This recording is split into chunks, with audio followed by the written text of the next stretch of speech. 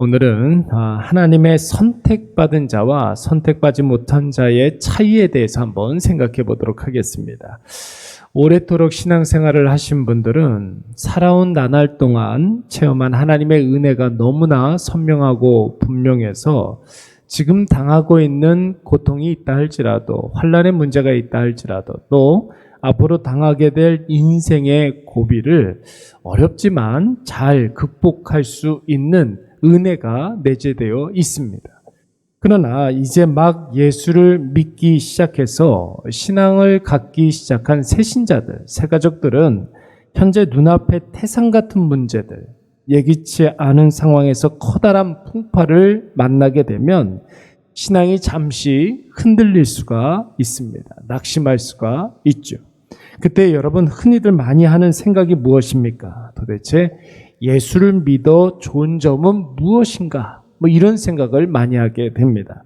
내가 하나님의 자녀라는 확신이 있는데, 내가 구원받았다라는 믿음이 있는데 아무리 생각을 해봐도 예수 없이 살아가는 사람들보다 나은 점이 별로 없어 보여서 그 신앙이 흔들리거나 혹은 낙심할 때가 있는 것이죠. 그러나 사랑하는 여러분, 우리 눈에 다 보이지 않아도, 우리가 다 알 수 없어도 예수로 사는 그리스도인들과 예수 없이 자기 자신으로 살아가는 사람들 간에는 분명한 차이가 있습니다.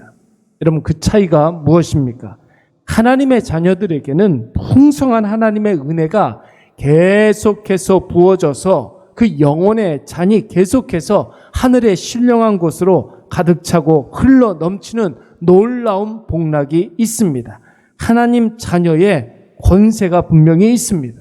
그러나 예수 없이 자기 자신으로 살아가는 자들에게는 아무리 채워도 고갈되는 갈증이 있죠. 아무리 노력을 해도 황량한 고통이 있습니다. 그래서 여러분, 예수 없는 자들은 최선을 다하면 다할수록 최악의 상황을 만나는 것이고, 결국은 자신의 인생을 저주하면서 고통 가운데 영혼이 계속해서 유리방황할 수밖에 없는 것입니다. 여러분, 오늘 야곱과 에서의 차이를 한번 보십시오. 그들이 같은 부모에게 태어나서 같은 환경에서 자라 이제 장성했습니다. 에서는 사냥에 능숙한 들사람이 되었습니다. 야곱은 조용한 사람, 경건한 사람, 온유한 사람, 장막의 사람이 되었습니다. 여러분, 에서는 세상 사람들이 필요로 하는 사람이 되었고, 야곱은 하나님께 꼭 필요한 사람이 되었습니다. 그의 어머니 뱃속에서부터 하나님께서 야곱을 택하심으로 야곱에게 하나님 아브라함과 맺으신 그 하나님의 언약을 계승토록 하셨는데, 그러나 여러분, 겉으로 볼 때에는 야곱보다는 에서가 좀 더 잘 살아가는 것 같아 보입니다.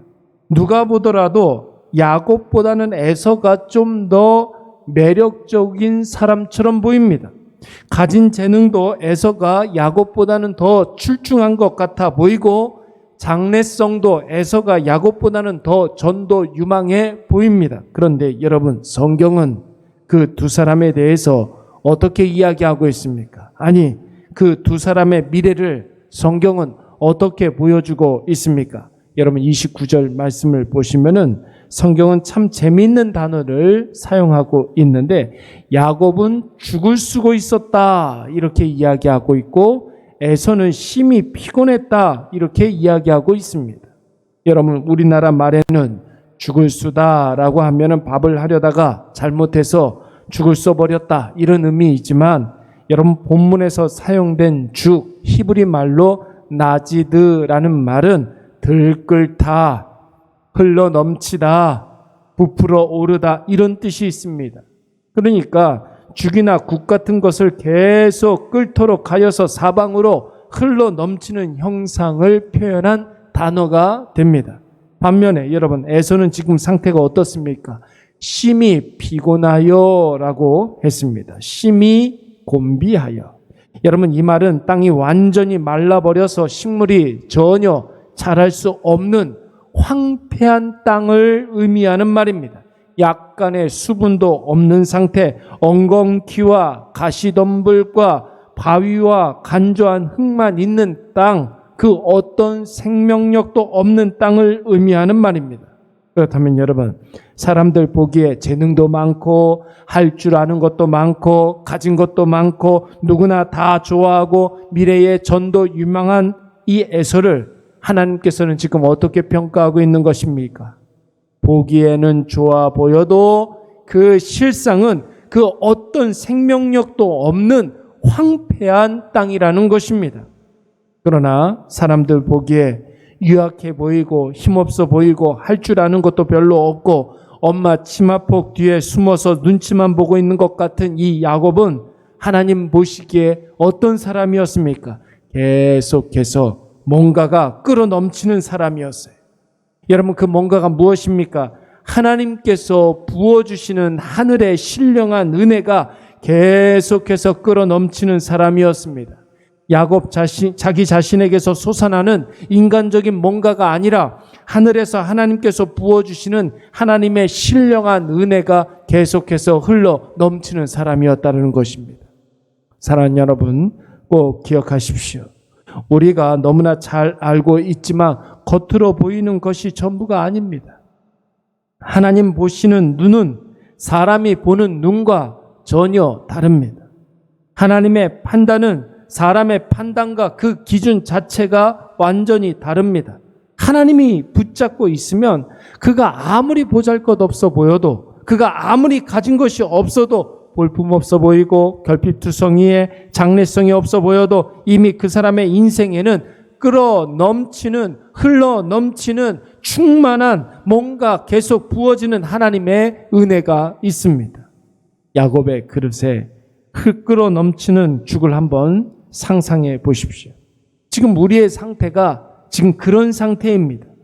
주체할 수 없는 하나님의 은혜가 내 삶의 그릇에 계속해서 부어져서 나뿐 아니라 다른 사람들까지도 먹이는 놀라운 역사가 일어나고 있다는 사실을 여러분 꼭 기억하시기 바랍니다. 오늘 이것을 꼭 기억하셔서 세상의 기준으로 나 자신을 판단하지 마십시오. 하나님의 기준, 오직 말씀으로만 자기 자신을 보시기 바랍니다. 예수 없는 자들은 도저히 볼 수 없는 흘러넘치는 은혜를 체험하게 될 줄로 믿습니다. 생명 없는 황무지와 같은 자들이 결국에는 정말로 부러워하는 왕성한 생명력을 우리가 경험하게 될 줄로 믿습니다. 오늘 이것을 꼭 기억하셔서 세상의 기준으로 살지 마시고 하나님의 말씀의 기준으로 나를 보시고 결단코 낙심하지 마시고 세상에 대하여 당당하게 담대하게 나아가 하나님의 승리를 경험하시는 저와 여러분이 되시기를 간절히 축원합니다. 이제 말씀을 생각하면서 한번 기도하도록 하겠습니다. 함께 기도할 때에 세상의 평가와 시선에 절대로 흔들리지 않게 하여 주시고 세상에 대하여 담대한 믿음을 허락하여 주시옵소서. 지금 내가 알 수도 없고 볼 수도 없어도 하나님의 은혜가 내 삶에 계속해서 넘쳐 흐른다는 확신을 갖게 하여 주시옵고 나의 인생 그릇에서 넘쳐 흐른 하나님의 은혜의 생명력이 다른 사람에게도 흘러가게 하여 주시옵소서. 우리 이 시간 다 같이 한번 통성으로 기도하겠습니다.